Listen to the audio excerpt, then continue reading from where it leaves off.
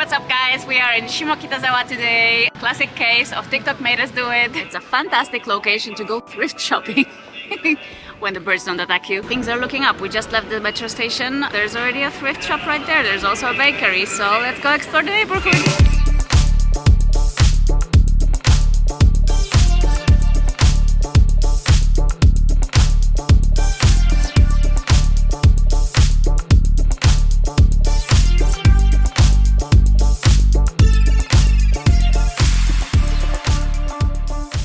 First shop is Dylan. It's right around the corner from the metro station. Things are already looking interesting, so let's see what we can find. It was a good one right away. They had many unique pieces like this Picasso-esque blazer straight from the 80s and some really cool t-shirts as well. I will admit, I was quite surprised that the prices were so steep. $30 to $40 for a t-shirt seems like a lot when you're shopping secondhand. What do you think? Is it expensive? Let me know in the comments below. That was a really good start. Found the jacket that I really liked, but it was a tad too small, so if I don't find anything else, we're gonna come back here and get it. The next one on the agenda is Desert Snow, which is right there. This shop was highly recommended online, but honestly, I'm not entirely sure why. Okay, so that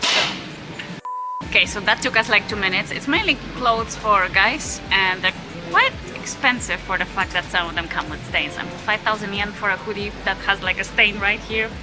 Not great. Moving on. This place is just super cool. There's like really cool shops right across the street from each other. There's another one that we need to check out because there's some really cool pieces hanging on the display already in the window. So let's go to see if we can find anything there. That is kind of when I started to think that maybe Shimokitazawa is to used clothing what Akihabara is to tech. Huh?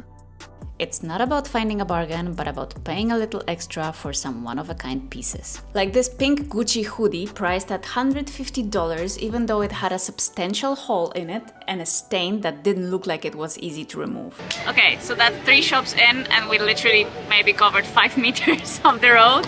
Let's see what else is out there. Let make a patrol.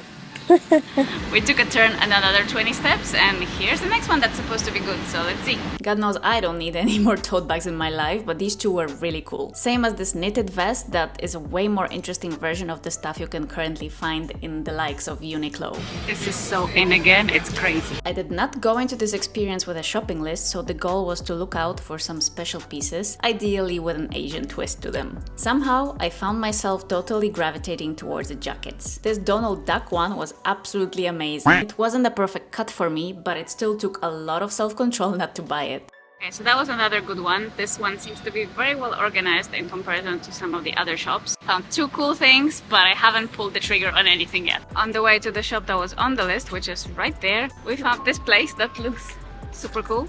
Let's go see if we can find something in there. I guess more for you than for me, but yeah. This is not my size, isn't it? They had some really interesting athleisure pieces here, but most of them was way too overpriced. Alright, a few unique pieces, mainly higher shelf one with 1 extra digit in the price. Now we're going on to Treasure Factory style, I think it is. Let's see what they have. I am by no means an experienced secondhand shopper, but apparently the trick to thrift shopping in Japan, and probably the rest of the world as well, is that the expensive designer pieces are usually located on the ground floor and at the front of the shop. So, to get some more affordable stuff, just make sure to head to the back or upstairs. I can neither confirm nor deny that though, because honestly I wasn't really paying attention to prices until I found something that I really liked. So this one did not impress me either. It's mainly high street stuff with very, very expensive designer pieces. Now I'm ready to go back to where we started, to Dylan, to buy the jacket. Yeah, I know. I definitely overpaid for this one, but I really like this color combo and it seemed very versatile, so here we are. Alright, mission accomplished! I have to say, we grossly underestimated how long it takes to go through everything you can find in these shops, and there's just so many of them. We're gonna have to do it again tomorrow because we have some prior engagements we need to get to right now. I will see you then. And we are back in Shimokitazawa to finish the job. It's been almost 24 hours on the dot for us. We have our electrolytes, we have a map that we just found in front of the metro station with all the shops. Maybe we'll find something interesting there.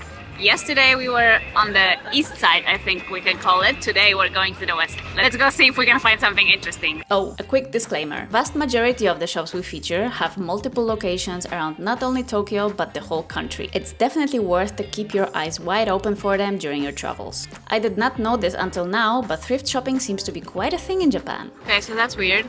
Another 3 steps from the station and we just found another Dylan. Same as on the other side.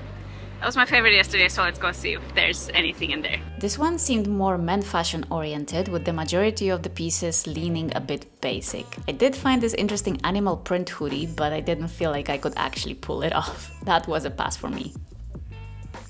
So not as good as the one on the other side, but it probably very much depends on when they get deliveries and what kind of stuff they get. Let's go see what else is out there. 10 steps in, it seems obvious that there's the same shops on both sides. So we just found another Grizzly, which is one we've been to yesterday. It looks like we're gonna have to see all of them. So I'd say definitely make sure to wear some comfortable shoes when you go thrifting. Lots of these shops are not properly marked on Google Maps, so it happens a lot that you find one by accident on the way to a completely different one. It's pretty much a follow your heart kind of situation. Changing up the vibe a little bit, we are checking out the box latte. This one is a more ethnic / hippie fashion with jewelry and all kinds of other knickknacks. Not really my vibe, but I appreciate how they stand out in the sea of other shops. Okay, I'm not sure what that's about, but there's definitely the same shops in multiple locations. Maybe they're somehow diversified, like one's for women, one's for men, but I have absolutely no idea. There's like third Grizzly right here that we've seen so far. There's a Desert Snow again and 2nd Street again, and everything's double, triple, quadruple. Well, this seems like madness, but we're going to finish the round. I think this one was a classic example of just not feeling the vibe. This red Marines hoodie was pretty cool though. It ended up being a quick in and out for me. I am nowhere near patient enough to thoroughly browse through 10 plus shops in a day. Plus, I was actually trying to stay away from all the t-shirts and hoodies because I have plenty of those in my wardrobe already. If you're on a hunt for some European and American fashion, this is definitely the place for you. It's really well organized and color coordinated as well. Pretty sure they had t-shirts in all colors of the rainbow, some of them being way cooler than others. Just look at this one. Near as I can tell, we're somewhere behind Mount Rushmore. 5 minutes later. Ow! They also had a nice variety of sizes, so even Robin, who's close to 2 meters tall, could join in on the fun of trying stuff on. Let me tell you, that's rarely an option in Asia. So this was Jam, good for t-shirts, hoodies, rather on the expensive side, so probably not my favorite, but a few interesting pieces there. The 2nd Street seemed pretty mainstream, but a little bit more affordable than the others. That's probably because they're mainly stocking high street brands, which just wasn't special enough for me.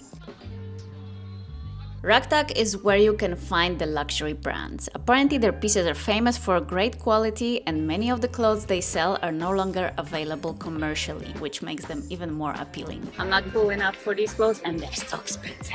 On to the next one. Yup, it's another treasure factory, and let me tell you, I hit a real jackpot in this one. I mean, can you tell I love this hoodie or what? I found it on the rack that was marked streetwear, and the original price tag was around $100. See, that's the problem when you go into a vintage shop that has streetwear as well. That's the one thing that I found is, of course, from the street rack. Luckily, at checkout, it turned out it was only like $35, and I even managed to get it tax-free. I'm so happy! This is so good! But even when you're shopping vintage, a lot of these shops have tax-free purchases, so always carry your passports with you. Jin is a home goods store and definitely one of my favorites. They have these really cute tote bags, which I have absolutely no idea how I did not buy. Just look at this cute doggy with the Mount Fuji in the background. Does it get any better than this? There are also postcards and all kinds of really interesting, unique decor pieces. Definitely worth a visit. We're approaching the end of the shopping excursion, but it looks like we still have 2 spots to hit. Both of them are supposed to be good, so we'll see how much money we're gonna drop there. This one is undoubtedly one of the highlights. Like many other shops, they also stock mainly American and European items, but their stuff is somehow way cooler than what we've encountered so far, with some pieces being borderline eccentric. They also offer a wide variety of pins, kitchenware and film cameras, and the whole shop has a very cool vintage vibe. This was definitely another good one, and it actually smells nice in there because they're burning incense. Doesn't smell like old clothes, yay! Quick interruption for some sticker shopping. I found this sticker brand years ago when we traveled around Southeast Asia, but only now discovered that they actually have their own stores. My life will never be the same again. And they also make postcards and tote bags and plenty other stuff you definitely need in your life. I'm a huge fan. The stickers have been secured, now it's time for last vintage shop. This is the last stop on our thrifting journey around Shimokitazawa in Tokyo today. It's conveniently located right next to Starbucks, and also the map that we found next to the metro station pointed us here, so let's see if we can find anything interesting. Well, let's just say this is not an end with a bang. Their pieces seem to be curated with a heavy sports focus and unfortunately were quite overpriced. I did find this Borussia Dortmund t-shirt for Robin because he comes from that area, but somehow he wasn't very excited about it. To sum up, I would definitely recommend a little trip outside of Shibuya or Shinjuku. There's so many thrift shops here, it's crazy, and a lot of them are not even on Google Maps. There's like 5 grizzlies at least. There's flamingo right here, flamingo down the street. Really, just wander around and see where the journey takes you. If you make it to Shimokitazawa, let me know in the comments which shops were your favorite, and like and subscribe for more travel content.